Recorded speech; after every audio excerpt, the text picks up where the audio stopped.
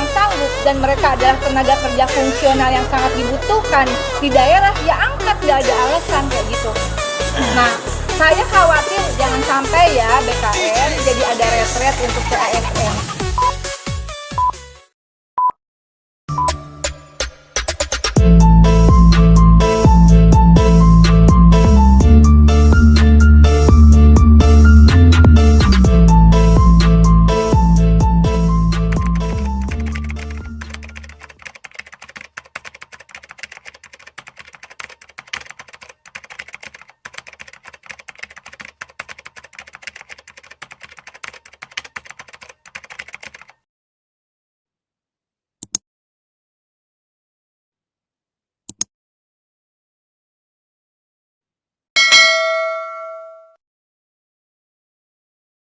Ada tahapan dari mulai rekrutmen, seleksi, sampai kemudian pengangkatan ya. Pengangkatan menjadi CASN yang terbagi menjadi dua, yaitu status kerjanya PNS dan P3K. Ini udah lolos seleksi di 2024. Malah yang bidan itu lolos seleksi di 2023. Harapan mereka adalah di tahun 2025 semua membaca bahwa perspektifnya selama ini akan bertahap dan selesai di Oktober 2025. Namun kemudian katanya ada rapat di Komisi 2 yang meminta agar pengangkatan itu quote and quote ditunda untuk CPNS diangkat di 1 Oktober 2025 dan P3K diangkat di 1 Maret 2026. Ini hasil kesimpulan rapat 5 Maret. Lalu kemudian berdasarkan kesimpulan rapat ini keluarlah surat dari Menpan RB bahwa menetapkan yang harusnya sudah dilakukan pengangkatan bertahap, tapi dengan alasan diminta oleh Komisi 2 mengeluarkan surat bahwa CPNS diangkatnya itu serentak di 1 Oktober 2025 dan P3K di 1 Maret 2026. Menurut saya pribadi, secara politik legislasi nih, bukan perspektif asal ngomong, udah ada aturannya, masa perlu kita bacain? Ya, semua tuh harus ada landasan hukumnya. Kita berhenti perdebatan apakah ini. Komisi 2 sudah menyatakan mereka tidak meminta, bahkan harus cepat diselesaikan. Tapi kita tidak mau masuk ke perdebatan itu, kita masuk dasar hukumnya Undang-Undang Nomor 20 Tahun 2023 tentang ASN, kemudian Peraturan Pemerintah 11 Tahun 2017, kemudian Peraturan Pemerintah Nomor 49 Tahun 2018, kemudian ada surat dari Menpan RB juga terkait bagaimana tahapan dari mulai perekrutan, seleksi sampai pengangkatan. Ini berdasarkan Peraturan Menpan RB Nomor 6 Tahun 2024 tentang pengadaan pegawai aparatur sipil negara. Silahkan dibaca bab 4-nya, di situ lengkap bahwa kemudian BKN mengatakan infonya ya, yang saya baca di berita. Iya, mereka memang nanti harus dididik dulu, dilatih dulu untuk menyesuaikan bahwa mereka ini nggak bisa langsung diangkat karena perlu ada penyesuaian dengan tempat kerja yang baru. Susah ngomongnya ya. Tempat kerja baru yang mana? Itu juga harus dikualifikasi dong. Nggak semuanya mereka ini kerja di tempat baru atau masuk dunia kerja yang baru dari sebelumnya.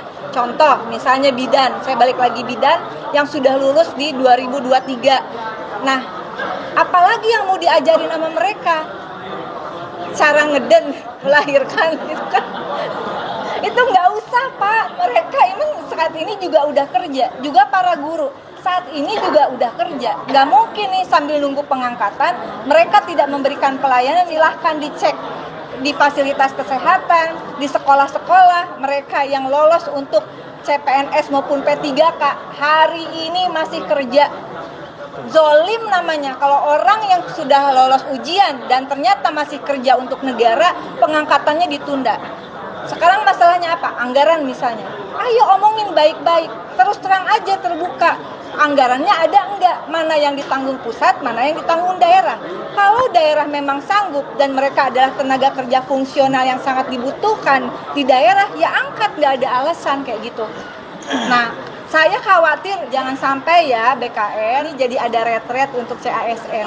Ada beberapa persoalan. Pertama, mereka ini sekarang saya kerja tadi ya, yang kerja di perusahaan swasta yang gajinya cukup minimal UMR, oke lah, ya nanti dibahas dulu. Tapi yang penting ini adalah mereka yang bekerja, sudah bekerja di fasilitas kesehatan, di sekolah-sekolah dengan gaji yang sangat minim. Sakit hati kalau dengar gajinya. Sebulan ada yang 250.000 dan untuk tenaga kesehatan tidak mengenal hari libur dan dibayarnya itu bisa per 6 bulan, per 3 bulan karena memang tidak ada alokasi anggaran. Kalau mereka harus nunggu nih tenaga kesehatan dan pendidikan sampai bulan Maret 2026 untuk jadi P3K, tega apa kita? Ini urusannya udah tega nggak tega deh gitu ya. Kalau nggak mau pakai dasar hukum, Anda punya perasaan nggak sih ambil keputusan? Kemudian mereka yang ini ada yang CPNS atau P3K yang mereka dari pekerjaan sebelumnya sudah resign karena mereka mundur, mereka artinya sudah kehilangan pekerjaan yang harusnya mulai Maret ini tadinya kabarnya akan diangkat, nunggu sampai bulan Oktober 2025, berapa bulan? Ini bulan apa? Maret, April, Mei, Juni, Juli, Agustus, September, Oktober, 7 bulan. Ini juga boleh dong curiga dikit ya. Apa ngindarin THR? THR mah gaji 13. Udah deh kagak usah digaji THR amat 13 ya, nggak apa-apa ya. Kalian nggak apa-apa ya. Jangan dulu lah, nggak usah. Emang kerjanya juga belum setahun. Tapi angkat aja. Mereka minimal punya kepastian kerja, punya gaji, apalagi bagi mereka yang harus bayar penalti ke tempat kerja sebelumnya. Mau bayar pakai apa? Sesuai dengan aturan hukum.